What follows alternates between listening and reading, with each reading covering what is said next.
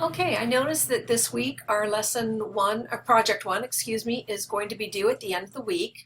And this week I start by introducing project two to you, which could be a tote bag, a t-shirt, an apron. This is what the tote bag looks like. If we went to Printer Studio, and let me see if I can pull that up quickly. Printer Studio. You could also place this on a t-shirt. The image would be large enough so that you could choose a t-shirt, or maybe even a bandana, clothing. Let's go to clothing. Here's a shirt. You could choose it to put your design here. This is about the same as what the tote bag would be, so it could go on the t-shirt, it could go on the tote, or it could be an apron. And aprons are under, I don't think they're under clothing. What would they be under? We could type apron. When in doubt,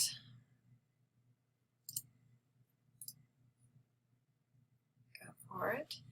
And there's different types of aprons. Okay, and so you could choose an apron to put this on. And again, you're not buying it, so it really doesn't matter. If you just want to use the tote, that's fine, because you're probably not going to buy it anyhow. But you might decide, hey, your dad's really a chef. He loves to go out to the barbecue and cook. And Dominic, king of the grill, you just might want to make that apron for him. Okay, and buy it for 12 bucks, cheap little gift, and it's personalized, and you can add fun stuff to it. Okay, so let me go ahead and close that. We're in projects, and we have the tote due, and there are no real lesson instructions for this. I leave it open to you, but the criteria and what I'll grade it on is if you start with the correct resolution and size. So in projects, there is a template. If you start with the template, this tote bag template, which I have opened in Photoshop, so we'll get that open. Here it is, the template, and it says Halloween bag. Okay, so you'd start by hitting Control Command Shift S to save as, and you'd call it P2 and your name, Joycey, and I will go to my folder on the desktop, and that's not the right one. It's this one I'm doing for my demos and my projects. And oh my goodness, I put a whole bunch of projects in there. Anyways, I poo-pooed the whole thing up. I had a whole bunch of things for demoing, I guess, and I was saving them there. So there it is. It goes in with my name, and now this is my template. First thing I need to do is drag out my rulers. So it will be the correct resolution and size. If I hit Control, Alt, and I for information, I can see that it's 8.75 by 8.75 by 300 for resolution. I'm going to hit Escape. You can also get that by going into the Image menu and hitting Size. And on a Mac, it's Option, Command, I, or Command, Option, I. They've got those backwards. They always have. I don't know why they do that. Okay, and not that it really matters the order, it's just the way I've always heard it said in videos and by professionals that teach the stuff. Anyways, never mind about that. Okay, so the correct resolution and size. You already have that if you start with this. Guides need to be utilized, so you should have guides at 0.25, 0.85, because it was 8.50 instead of 8.75, because remember, you're just going to take off 0.25, so 8.75, take away the 2.5, and you have your dimensions for the horizontal and the vertical. Since it's a perfect square, let's just do it. That would probably make more sense. Again, if you tap at the edge, you're not going to get your guides. Okay, you're going to move your image. So Command Z, make sure your little mouse is on top of the ruler, not on the edge of the ruler, but actually on top of this ruler. You have all that real estate to aim for. As you drag, hitting 0.25 isn't always easy, but if you hold Shift, it bounces right to it. Those little dotted lines are going to help you. Now 8.50, again holding Shift the entire time. I've never lifted Shift. I'm going to go over and get the hard one, 8.50. Oh, it's my little guides aren't perfect, but that's the template they supplied me, so you can see how it's not exactly, especially that one, it's off by quite a bit. At this point, you can turn this off before saving, or you can throw that whole layer away. If you leave it there, I know you at least use the guide, the template, the start template, and I won't be so worried about size. I'll know you probably have the right size, although people are able to mess that up too, and I'm not sure how they go about it, but somehow they're able to mess that up too. So it's not a guarantee. So if that bothers you and you don't like it, just hit delete and it's gone. You've got your background layer. We've given it a name. I'm going to go ahead and hit Command or Control S to save it so far. And now I've got a blank template. What do I want to put on here? let me open up what a student did. And I'll start by, I've opened up in the tools panel from Bridge. I tiled all these as open in layers, all his images. And what I find so amazing, here's his finished product. Okay, notice this bridge, this greeny kind of mysterious bridge. And then I'm going to come over here and I want you to see what he used. It's hysterical. I mean, I think this is adorable. That is what he came from. He started with this image, brought it over to here, and then created this incredible Halloween scene. So his images are in a separate folder, and he chose 1, 2, 3, 4, 5 images. And the next image, I'll just hold Alt and it will turn on. Remember, if I hold Alt and I get the visibility icon, it will turn on just that layer. He chose this light post to put in, okay, and so he got the light post in. He also chose this rickety old tree and this kind of rickety old tree, and then he found a headless horseman. And of course that picture all by itself looks incredible. But did he use these trees in his? No. Did he use that lighted castle kind of in the background? No. The lights on these buildings? No. He created all of his own. So let me go back over to what he did, starting with that little bridge, and show you how he created what he has. Okay. He also painted things. So here's, he filled this with the, like in lesson 4, when you do your lesson 4 first, you'll create clouds. He created clouds on a marching ants of a little, a marquee, okay, an elliptical marquee, a perfect shifted elliptical marquee, and he created clouds. He also created clouds somewhere right here, clouds filter. So if I just alt click on that, he used the black and the white instead of a blue like we did in the postcard for the pineapple in lesson 4 in our book. He then, here's this one, okay, he cut out, and notice he used a mask. He didn't just delete pixels, he used a mask, and he masked out the parts that he didn't want. All those little empty spaces with checkerboard shows what he got rid of, and here's what he kept. So here's the original image, and if I hold shift and I click on that, you'll see the original image. Oh, shame on him, he actually did delete the little boy. Oh no, wait, you know what he did? He used content aware. And we have not done that yet. So let me go back over here and just show you, because he did not delete the pixels. What he did is, let me get on this layer, with the patch tool or any tool or just even a lasso, I am going to, I've got that lasso on, I can continue with it or not. Okay, and yeah, with the patch tool too. So J, shift J until I get to that patch tool, and I can just eliminate the little boy, okay? And poof, he's gone, okay? And he cleaned it up until it looked really nice. You know, he fixed it up until it looked just like a bridge. And that's kind of repeating, so, okay. Anyway, he got rid of the little boy by doing that. So there was no need for a mask because he needed to reorganize these pixels, regroup them into what he wanted, which was just a plain platform of wood going across. So that's what he did. And then over here, he lightened the bridge. So, you know, I don't see any, well, a little difference maybe, I don't know, not much happened there. And then he did some shadowing, so you can see how they got the dark mystery shadow. He did an exposure so that some of it was exposed. He brought in his horseman, and again he used a mask, and if I hold shift, you'll see there's the rest of the image, and I could see the pixels. He did not delete the pixels. He added a mask by selecting the image. And again, if you're not sure how to do that, you haven't had enough practice yet, or you still are confused, let me turn that layer on, everything else off, target that layer, and with a wand tool, Shift W, actually with a quick selection tool, he came in and made his selection. And I'm not going to make a great selection and waste your time. I'm just going to select enough of this horse that you get the idea. And hold Alt, and see, I'm already getting too picky. All right, so there's parts of it. And then he added a mask. He added the legs, of course, but there's kind of what he did. And then he might have even double-clicked on this mask and got a smart radius, a smart radius, and then was able to come in with the brush and clean up little areas I added too much there. That wasn't a good idea. Control Z, in fact, because I'm on the wrong tool.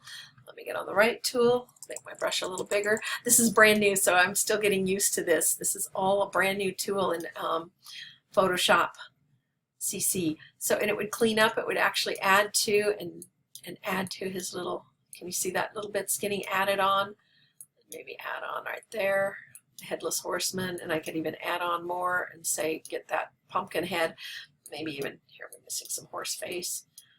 So, anyways, you get the idea. Now when I say okay to this, there will be a mask on this, and it has the other layer down here with the better layer highlighted. See, that's the rough mask and then the better mask. And again, it's not a finished mask. I did a very quick down and dirty just sample, so you got the idea of how it's done. So I can get rid of that and delete that layer mask. And nope, delete it. Okay, so there's our original picture again. So going back to what he did, that turned on that layer. This was some fog. He just filled with some white, a gradient, and maybe painted some with a opacity, a very low opacity fill as he filled the color in, so it's nice and foggy. To the lights, he had some street lights, and these are the little lights he added to them. So let me go find his little street lights that he actually has right down here. And you can see here's this light and here's this light, and he just put them in. Okay, and so then there's the little light glowing out of a couple. Some of them are darkened and burnt out. He added some painted grass. He painted that himself. Down here he added the 2 rickety trees. Okay, and there's the other rickety tree.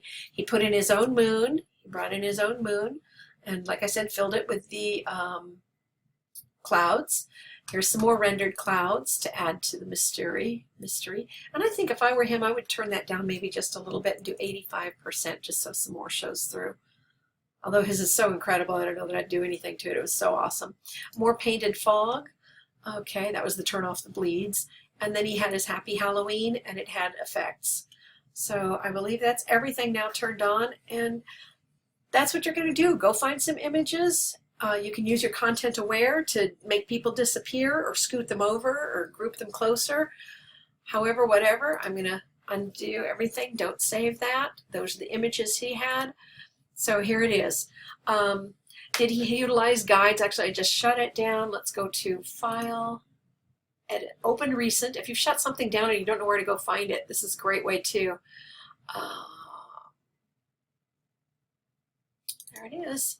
Okay, so that will reopen again. And let's see. So if I hit Command semicolon, oh, I don't get my guides. Am I on the right file? Oh, he would have lost points for that. So no guides are in. Okay. And if he turns this back on, he could drag in his guides and get his points. Okay. So that's worth some points, like I said, if you get those guides in. And so already you're at, let's scoot this over so we can see everything here. Well, that's it. Okay. You either get competent or novice or proficient. Proficient is 100% of your points, and it's worth 10%. So if there's 10 things, 1, 2, 3, 4, 5, 6, 7, 8, 9, 10. Each one's worth 10 points. So correct resolution and size. You got your 10 points if you use the template and drag everything in. And once you drag it in, you cannot make it larger. Remember that. You cannot make it larger. Okay? You can make things smaller, but they cannot go larger. Then you're losing your pixels. The guides are utilized, so he's going to get all his points there because I just did it. All his layers are labeled, and sure enough, painted fog, cloud filter, lights, fog, everything has a name on it. Okay, headless horseman, light post copy, light post, dead tree, okay, dead tree, a moon, everything's labeled. So that was worth another 10 points. Right there's 30 of your points out of the 100, okay, or however many it is, 30 points. Maybe it's out of 50, so each one's worth 5 points. Maybe that's it. I don't remember how much this is worth, but it's 10% anyways. Okay, a text layer style is present, okay, and it could even be on like on his lights or something. He could have his light posts have a shadow to them or something, so he could put special effects there and have a drop shadow on that, and then he's added his effects. But he didn't do it there. He could have, and you can. He did them all here. He put lots of special effects on his Happy Halloween. So if I turn off the effects and you look at Halloween, there it is. He had a color overlay of orange on top. He had the satin and outer glow, or sateen, I'm not sure how you pronounce that one. So there's text layer with styles, only high resolution artwork, nothing got resampled or blown up. Everything that was brought in at its size and at 300 resolution. The images are included in a folder. Yes, he had a complete folder full of those. If I look here in Bridge, you'll see here's his book, his folder, there's his images, and as long as they're in here, if you don't want to create a separate folder for them, it is nice though if you do, but you don't have to. As long as you have them in the folder, I will accept it. Okay, so going back to Photoshop and going back to Google Fire. Okay, Photoshop on top. All right. High resolution, the images in a folder. A blend mode was present, and I believe his clouds filter had soft light. Yes, if I look up here, it's soft light. Painted fog is normal. Clouds with soft light. The lights are on overlay. Okay, fog is normal. Headless Horseman will be normal. His exposure, even his exposure has a lighter color. The shadow is a linear light. The bridge on lighten is normal. The bridge is normal. Painted grass. Dissolve. That really only works with opacity. So since this is at 100%, the only places the dissolve is working is on the very edges. So it would do something to the painted grass on the very edges. You'd see a little bit of pixels, little kind of almost like marching ants around it. Okay. So definitely he's met the requirement there. That one's normal, but he's done a blend mode, okay, at least on one layer. He's done it on several layers. A filter was utilized. He did use a filter, but it wasn't from the filter gallery. So what I see here is just the rendering of clouds. I'm now requiring you actually get something also from the filter gallery. And so, and the only way that I'll know that you did that, so this is important. Let's get on the moon. You must create it as a smart object. And once it's a smart object, it will remember the filter that I give it. So I'm going to go ahead and just give it from the filter gallery. Well, that works too, but I like this texture in stained glass. We're going to give it a stained glass look, and I'll make the cell size a lot bigger so it's kind of a cool moon. And I can change the border thickness, but I like the smaller border, but I can make that nice thick border, but I don't like the thick border. I like the smaller border, in fact, a nice thin one. Change the light intensity to very bright or kind of dim, and I think probably the darker for this, the better, because it's dark. And there it is. So now here's my smart filter, and I see this little thing saying a smart filter was done, a smart filter there. It tells me filter gallery. I click twice on it and I can see exactly what was applied, which is the stained glass. And actually crackler would work even better with a large cracking spacing for our moon. How about that instead? There we go, better looking moon. I mean, the other looks just kind of goofy. So that would meet the requirement instead of just filter render clouds or filter smart sharpen, filter, noise, add noise, whatever. This meets the filter gallery requirement. So it's not just a filter added, but from the filter gallery. Okay, so to get the 100%, pardon me, it must be in CMYK. This was his RGB, but he also had a CMYK. And if I go back over to Bridge, I could prove it to you, but who needs the time wasted? So we've got his RGB here. He also had one then that said CMYK. He did not override his original. He did a save as, then did the image mode conversion to CMYK. And again, I'm not going to do this because I don't want to override his original. Okay. All the files were present in the folder, and he also had then the picture, the screen print on the tote bag, and I will go to Bridge to show you that. So here was this image on the tote bag, and that's going to open up, and no, we don't want that to happen. Anyways, end of lesson. All right, well, I'll wait for you so you can see it. There it is. Okay, on the tote bag. You can put that on a t-shirt or an apron, I don't care. That's your project. I hope it's not too hard for you. You're welcome to come into the labs and get my help. You're welcome to call for conferencing if you need help. Set it up with a text message when you're available, and I'll let you know when I'm available, and I can talk you through on the phone. Okay, that's it. See you in the next lesson.